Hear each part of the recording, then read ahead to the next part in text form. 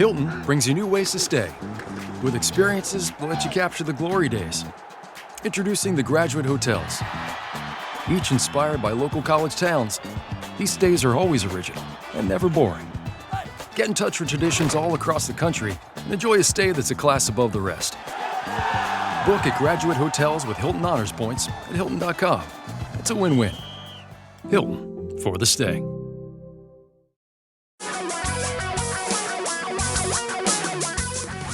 Reality radio for a really great future.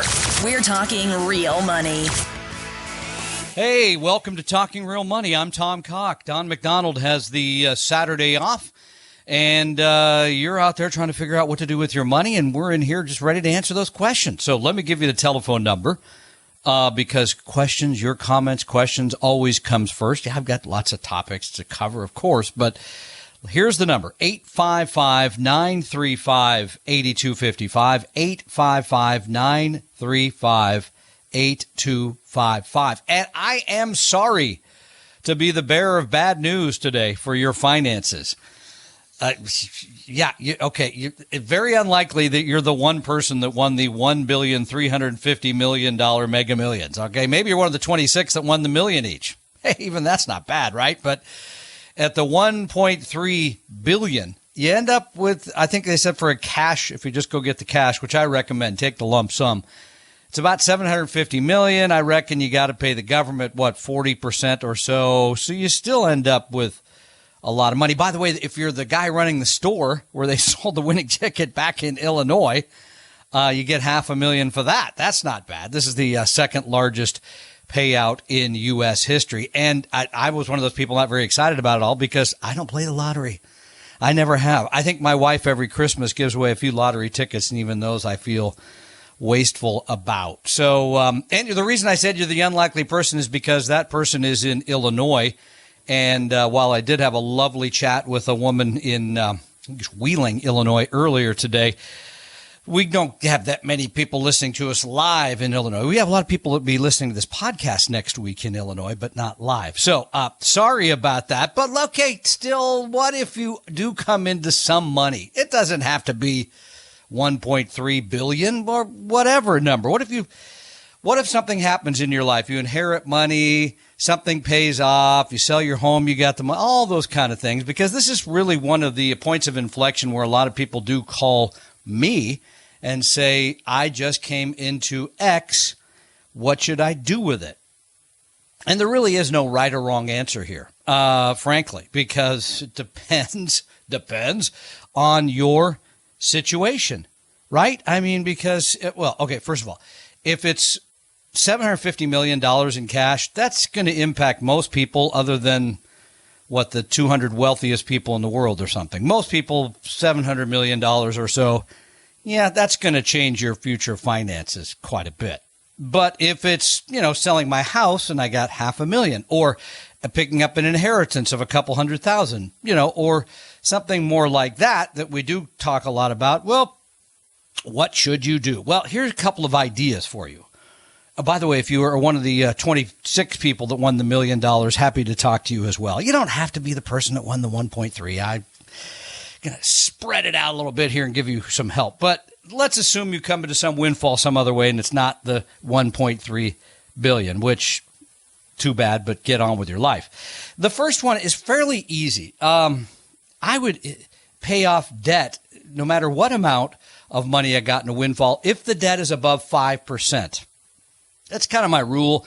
You get 5% more. It's unlikely you're going to make that in the market in the long haul, although you have. But for a variety of reasons, I see people making less than that, sadly. So that would be number one. Number two, here's the tougher part, is sort of figuring out when you have that money, the purpose of it. Because I talk to people all the time who may have sold a business, a home, or whatever way they came into the money. And I ask them, well, what's this money for? They haven't looked at their life that way. They haven't said, well, I need more for retirement, or, well, I need more for X. And so you really do have to sit down and have that meeting with yourself or with your significant other and say, the purpose of the money is X, right? And maybe out of that, no matter the amount, you do finance something fun. because you don't want to just put it all in CDs or I-bonds. Well, you can't put it all in I-bonds, but anything that's not very much fun, not very interesting, you want to do something, okay? Here's another one to really strongly consider if you come into a windfall. It might be a good time to consider hiring an advisor. That's not a pitch for our work, although we do work with a lot of people who do come into money. But oftentimes an advisor is going to be an impartial third party and look at your situation and say, don't forget about this. Now, for example, in my household, I have a 14-year-old daughter. She's got a good amount saved up in her 529 for college. But my sense is she's going to go to a good school that could cost a lot. So they might say, put more into that or set more aside for college. And here's the other one, by the way, when you come into a huge windfall. My wife reminded me of this today. She said, I've read a lot about this, so maybe you could include this in your stuff. Do nothing for a while. Don't run off and spend a bunch of money. Don't run off and give your friends money, buy your mom a house, do all these crazy things, take care of your entourage. Because one thing we do know about people that come into windfalls, often if they have no experience with large sums of money, is they end up losing it. And a lot of people, by the way, who win the lottery end up going bankrupt, as shocking as that is. So there's a few ideas, get you going. And by the way, if you're the big Mega Millions winner, you know my inside number. Give me a call. We'll be glad to help you. But for today, 855-935-8255. We're going to talk all things Social Security in just a moment with a well-known author. We'll be right back. Tom and Don are talking real money. A second opinion could save your life either physically or fiscally. Let one of our Vestory advisors help you save your future at Vestory.com, Vestory.com. Your guides to a really great financial future. Tom and Don are talking real money. Okay, so you didn't come into $1.3 billion in the last 24 hours. It's okay, really. I didn't either, and I've never touched we manage as a company about almost $3 billion, but I don't get to put that in my hands. It doesn't come into my account. It's in their accounts. That is a lot of money, I got to say, but even if you don't have that much, we're happy to talk to you. So give me a ring, 855-935-8255. I'm Tom Cock. Don McDonald has the week off, and perhaps the most important topic in retirement is making sure you get the most from Social Security. Yet so many people make these decisions willy-nilly. I'm surprised still it's like 1 out of 3 people or so that just go ahead and take it at 62. There's people that just say, hey, I'm full retirement age. I should just start taking it now without thinking through the ramifications. And there are questions always ad nauseum about Social Security. It's for something so simple, it feels very complicated. And that's why we're always glad to talk about it. And today we got somebody very special. He writes a syndicated column called Social Security and You. He's also the author of Social Security, Simple and Smart, 10 easy to understand fact sheets about Social Security. His name is Tom Morganow. He writes at creatorssyndicate.com, creatorssyndicate.com. Tom, welcome to Talking Real Money. Thanks for joining us. Yeah, here I'm waiting for you. I appreciate it very much that we managed to hook this all together. So, okay, so here's a headline for you that I just read from CNBC. The headline is, More Americans Plan to Tap Social Security Retirement Benefits Early and Continued Working Amid Economic Uncertainty. What's the problem with taking your Social Security while you're still working? Well, if you're under your full retirement age, the problem is you're stuck with an earnings penalty that says if you make over a certain amount, that changes every year. Right now, it's around $19,000 a year. But if you're under your full retirement age and making over $19,000 a year, they're gonna take $1 out of your Social Security checks for every $2 you exceed that $19,000 limit. So it probably isn't. Now, yeah, if you're making $19,000 or less, well, then it's something you can think about. But if you got a job and you're making $60,000 a year or something like that, well, then don't even think about Social Security until you reach your full retirement age or sometime later. Is that still the biggest mistake that people make with Social Security, is not having the right claiming strategy? Well,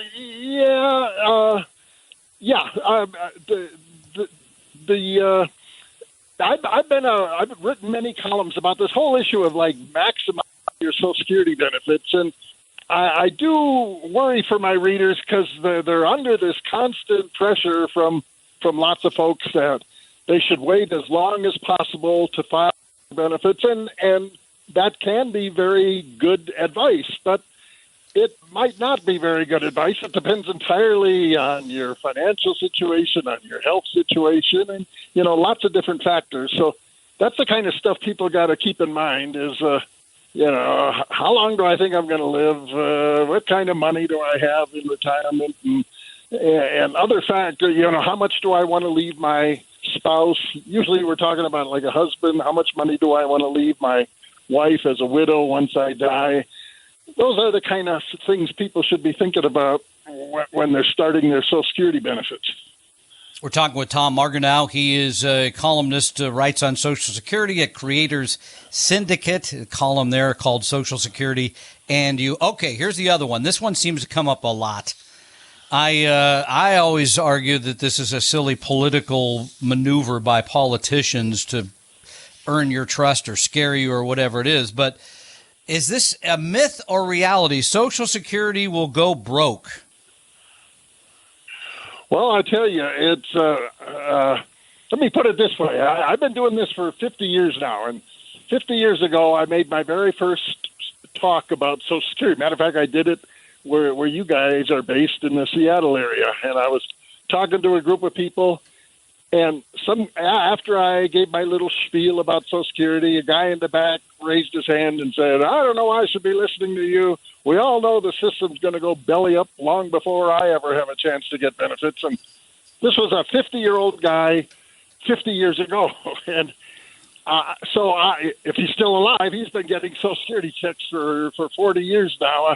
In other words, people have always been worried that the system's going to go belly up. I mean, my goodness, the program's been around it's pushing 90 years now. I mean, how long does the program got to be around before people realize that, it's here to stay? Now, it needs some belt tightening. It needs some reforms, but there's no way in the world that Congress or any president or whatever is ever going to let the Social Security system go down the tubes. It's always going to be here. Every civilized country on the planet has a Social Security system in place for its citizens. This is just something that civilized people do as a society. They come together and pool their resources and create this Social Security kind of program. And so it's always going to be here.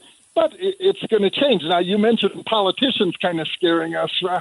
Sometimes I tend to blame the people. Like, why hasn't there been any Social Security reform lately? For quite a while now. The last major reform was way back in 1983. And back then, the system was just a couple years away from going belly up. And Congress finally got around to reforming the system back in 83. And so people are saying, well, why don't they do something? Here's the story I like to tell. If I ran for Congress on a platform of I'm going to fix Social Security, and the way I'm going to fix it is I'm going to bump up the retirement age by another year. I'm going to slightly increase the payroll tax, which hasn't gone up in 40 years. I'm going to bump it up by 0.25%. And I'm going to trim cost of living increases that people get by 0.25%. Relatively minor reforms to the system. But I guarantee you, if I ran for Congress with that platform, my opponent's going to run an attack ad saying, a vote for Tom Marganow, and he's going to raise your taxes, and he's going to lower your Social Security benefits. And I wouldn't stand a chance of getting elected. It's the American people, I think, who've got to realize that, hey, folks, we got to do something to keep the Social Security solvent in the long run, and we've got to do something that's going to involve some form of tax increases or some form of benefit cuts. And once we realize that, we got to deal with this, maybe we'll finally get somewhere. Yeah, you got to think a little longer term. Tom, please hang on. We'll come back and spend more time talking about this and in fact, your significant others. This is something you mentioned briefly. I do also want to say that we've got a class coming up on September 17th in the Seattle area. It'll be in Bellevue. It'll be online. Retiring in a recession, you can learn more about that by going to vestory.com and clicking on classes. We'll be right back with more here on Talking Real Money. Tom and Don are talking real money. Tom and I created Vestory to help everyone become a better investor, even those who will never be clients. Let one of our advisors help you start your financial plan or solve a money problem free with no obligation or high-pressure sales pitch at vestory.com, vestory.com. For your real life and real future, Tom and Don are talking real money. Welcome back to Talking Real Money. Our telephone number is 855-935-8255, 855-935-TALK. We're talking about Social Security. It makes up a huge part of most Americans' retirement, which you could debate whether or not it should, but it does. And it's hugely important to get it right, to take it at the right time, to think about others in your life. And in my case, Tom, we're talking with Tom Morganow about all of this. He's a writer about Social Security, has written a book, and has a column. You know, I got to think about not more than just me and getting the most from my benefit. My wife's a few years younger. My benefit is going to be more than twice what hers would be. These are things you got to think through a little bit, right, if you want to leave the next person a bigger benefit, correct? Sure. That's one of the advantages to waiting until 70 to collect your Social Security checks, because not only do you get a 32-point bonus or 32% bonus. Well, it can't now because the retirement age is going up. It could be a little less than 32%. You get a roughly 30% bonus if you wait until 70 to sign up for your Social Security benefits. And the deal is, your widow also gets that 30% bonus if you die before she does. So that's you're right, Tom. That a lot of guys got to think about, what am I leaving my spouse, who, frankly, who usually has a little bit smaller Social Security check, and so giving her that extra 30% can help her once she's a widow. Indeed, it can. Again, but it's not a guaranteed. I think you even wrote me about this. This is something a wife always gets half of her husband's Social Security. That's not a check the box kind of situation, correct? No, well, a wife would get half if she waits until her full retirement age to sign up for the spousal benefits. But a lot of women take spousal benefits at age 62. And if you do that, you're going to get a roughly 30% spousal rate. So, and by the way, this is always the spousal benefit while the husband is still alive is always based on his full retirement age benefit. It's not based on, if he waits till 70, for example, he's getting this slightly augmented Social Security, or not slightly, a decently augmented Social Security check.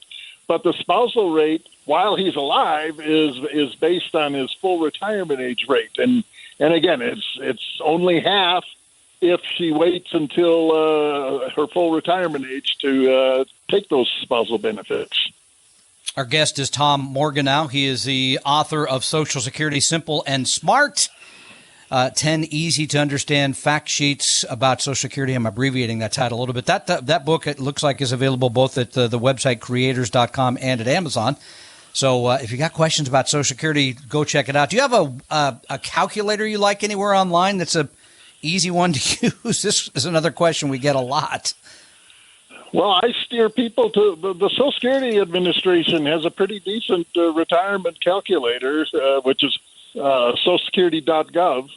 And lots of people use the calculators at that website. And again, from what I'm told by readers, I've never used it myself because I haven't needed it, but my readers have been telling me that they've had pretty good luck with it. All right, so go take a look at Social Security's website. And by the way, everybody should have a login to their own benefit at, ssa.gov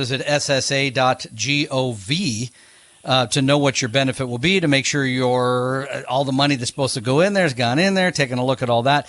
And next year, for people that are already on, well, we'll come back. We'll talk more about that, Tom. We're just got to go to the bottom of the hour break here for the news. We'll come back and talk about people that are already on Social Security or going to take it in 2023. And the good news for them in these inflationary times. So they're going to get a big boost. We'll talk about that and other topics around Social Security. I do want to mention that, We're here to take your calls always, and please give us a ring at 855-935-8255, 855-935-8255. Before we go to the break, I do want to say thank you to all of you who have written to Don. This weekend is the memorial for his brother. He's appreciated all of your kind comments through what has been a very difficult time for him and his family. So thank you for all of those. We'll continue talking real money in just a moment.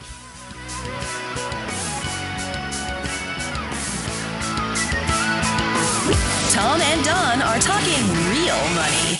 Is your portfolio a mess? You may have a case of hodgepodgeitis, but don't worry, we can help. Just set up a free, no-obligation meeting with a Vestory advisor at Vestory.com. No sales pitch, guaranteed. That's Vestory.com.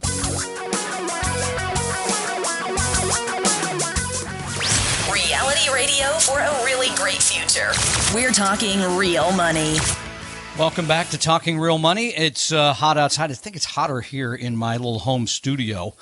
And that is somewhat of a reflection of the outside temperatures, but also the fact that we're talking about Social Security. I tell you what, few issues get as much heat as this one when I talk to people because they have a lot of misconceptions. So that's why we invited on this week a columnist. He writes at creators.com, creators, Tors.com.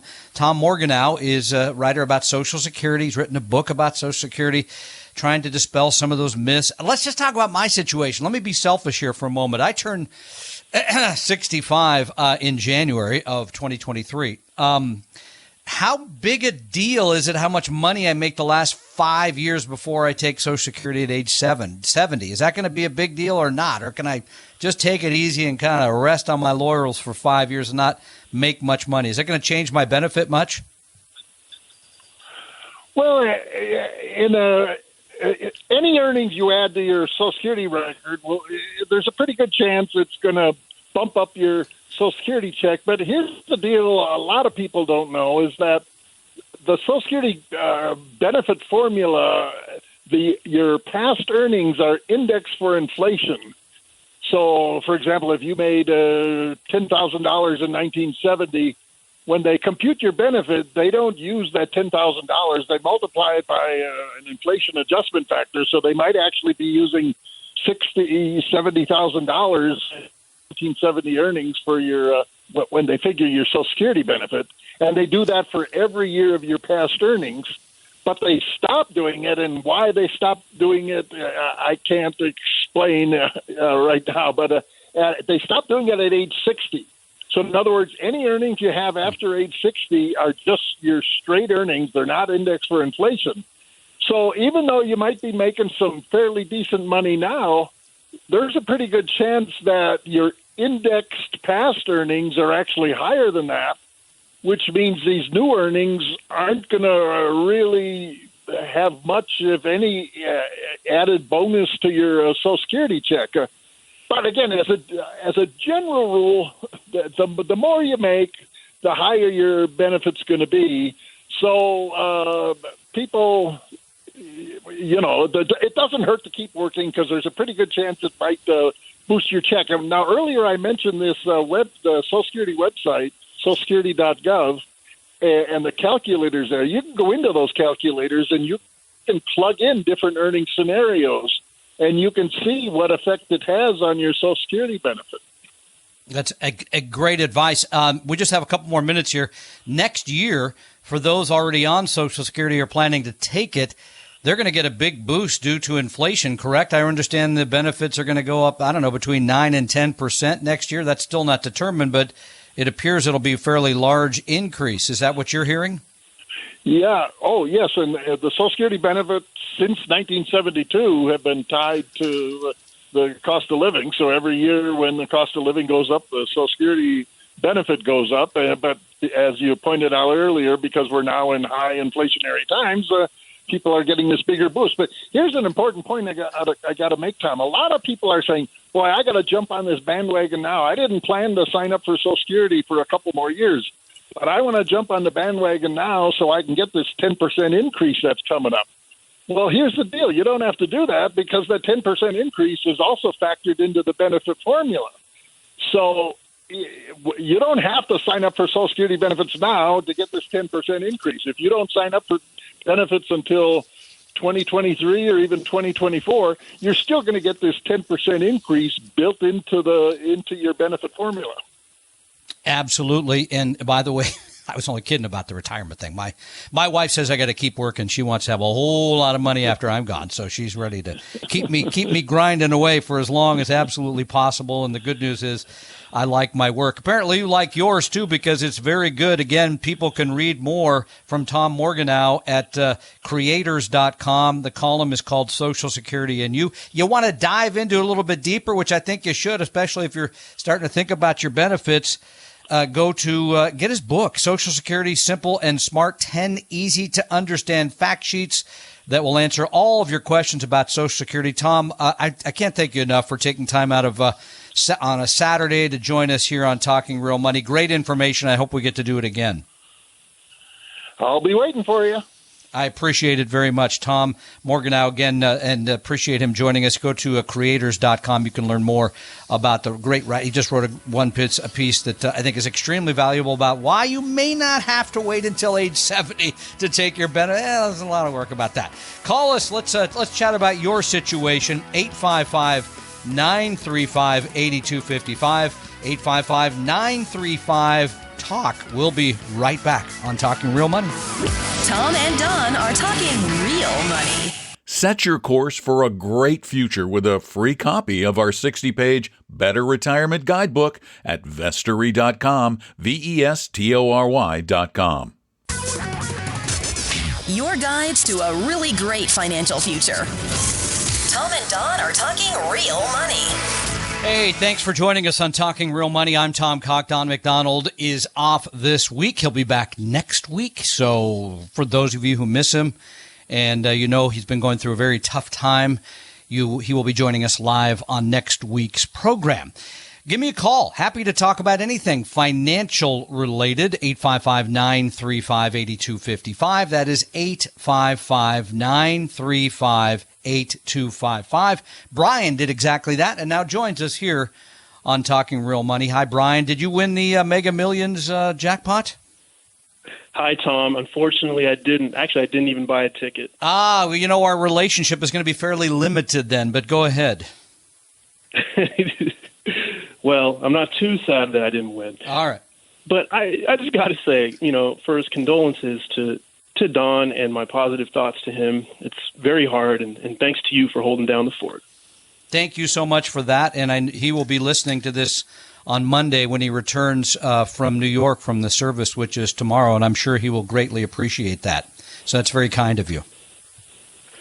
Well, it's my pleasure. It's on my mind. And also, to my question, maximum drawdowns are on my mind, and I wanted to call because I know that it's somewhat common knowledge that an all-equity portfolio can have a maximum drawdown of 50%.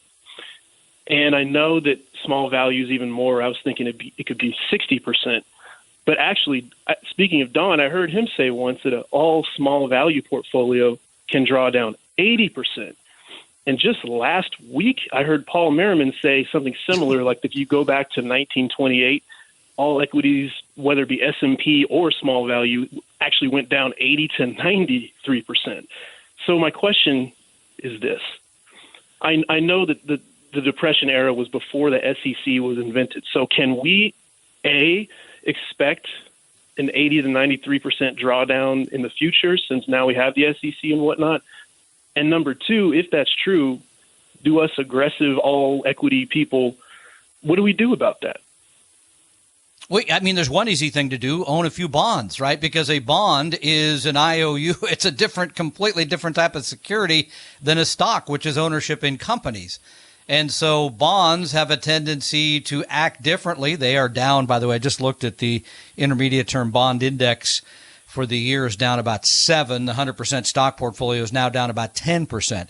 But they generally don't go up and down together. So that's one thing to do. I mean, an all equity portfolio, frankly, when you're retired and you're drawing on the money and it's going to be close. In other words, if there's going to be periods of time where you're really going to be drawing down a lot of your principal. That's a little nerve-wracking from what I've seen from people. That's why, again, you may want to consider a balance. I don't know where they're coming, where Paul's coming in. And as you know, Paul and I are friends, and he and I were partners for many years, and I completely trust what he says. I don't know where he comes up with the numbers of 80 or 90%. I do know that really since 1970, we have seen drawdowns of around 50% in an all-equity portfolio, both in, I think, 73, 74 it was close.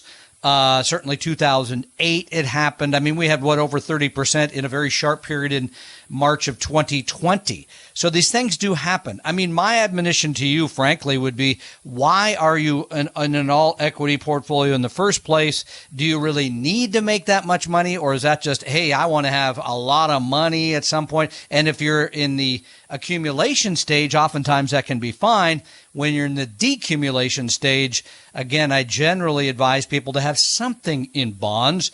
I mentioned that I talked to an educator earlier today, and she was like 90% in stocks. And I suggested, a little more in bonds might not be a bad thing, because they don't act the same all the time. Not necessarily one goes up, one goes down, but over the long haul, those can supply some ballast, if you will.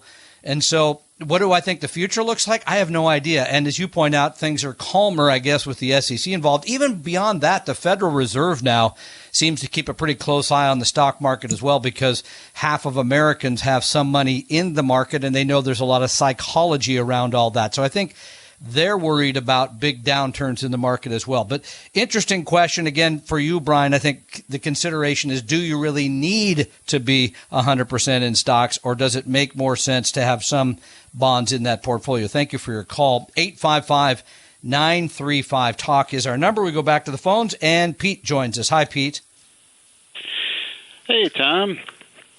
I have a question. I'm trying to decide if I should move my 17-year-old son's Roth IRA into a Fidelity Index Mutual Fund, or transfer it to Vanguard and invest it in VT-WAX.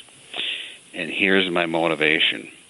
Currently, the IRA is invested in VT through Fidelity, and there's no fees that way. But I found it's difficult to regularly and automatically invest in ETFs because you cannot buy fractional shares. Yeah, that's right. You have to buy. Yeah. It's awkward. Let's put it that way. So, and especially if you're making regular purchases because your son is putting money into that, which, by the way, terrific. I mean, for anybody listening, by the way, who has a son, daughter, grandkid, they have earnings.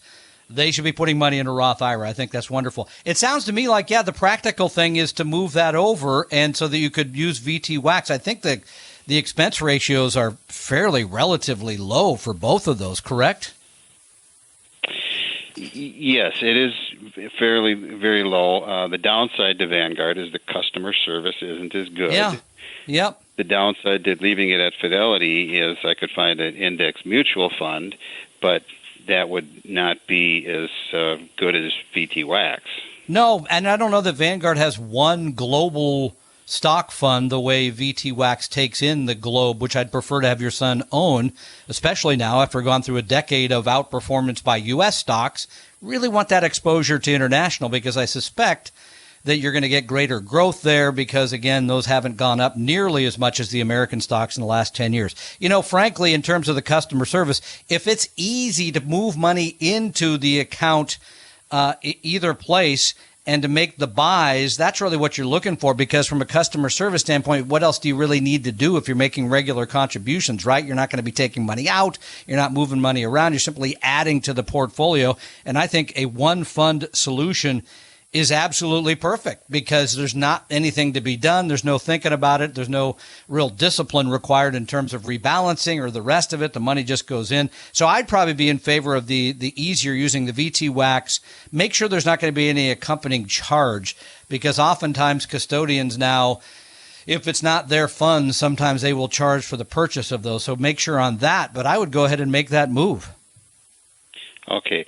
Yeah, if it goes into VT-WAX, I've got to move the whole account to Vanguard. And that's not a hard Like thing to the- do. I mean, yeah, that's pretty in today's world for the most part. And you're right. Vanguard's customer service has not been the best. Vanguard is slower to make change because of the ownership structure. They're owned by the people that own Vanguard funds, so they're more conservative about adding people, adding technology. Sometimes puts them behind the eight ball, but I think that's a really smart thing to do. And Pete, congratulations to you and your son for saving for his retirement. That's a long way from now, but he's going to thank you. He's really going to thank you. We'll be right back with more here on Talking Real Money. Tom and Don are talking real money. A second opinion could save your life either physically or fiscally. Let one of our Vestory advisors help you save your future at vestory.com, vestory.com. For your real life and real future, Tom and Don are talking real money. Welcome back to Talking Real Money. You want some help on a more personal level rather than just calling the show or sending us your questions? We do that as well. Our advisors, including myself, will talk to you to make sure that you're doing every single thing you can for you and your money and your future. So if you want to have a meeting, there's no cost, there's no obligation. Simply go to Vestory, V as in victory, E as in Edward, STORY.com. Click on Contact Us. We'll get in touch. We'll take a look at your whole situation, your portfolio et al., and make sure, as I say, you're doing everything right for your future. Again, it's Vestory.com, VESTORY.com. We hope you realize that the information provided on Talking Real Money is for informational, educational, and hopefully enjoyable purposes only. Providing personalized financial planning or investing advice takes time, so please consult with a really good fee-only fiduciary investment, tax, or legal advisor. We know a good one. Investing must always involve risk. In other words, you can and probably will lose money at times. Also, as much as you want it, no one can accurately and consistently predict the future. So past performance doesn't tell you a darn thing about what the future will bring. Unlike many other programs that say something similar, Talking Real Money is not trying to get you to buy or sell any financial products or securities. Instead, the program is provided as a public service by Appella Capital, a fee-only registered investment advisor. Thanks for listening, and please visit TalkingRealMoney.com for more information and disclosures. Are we done now?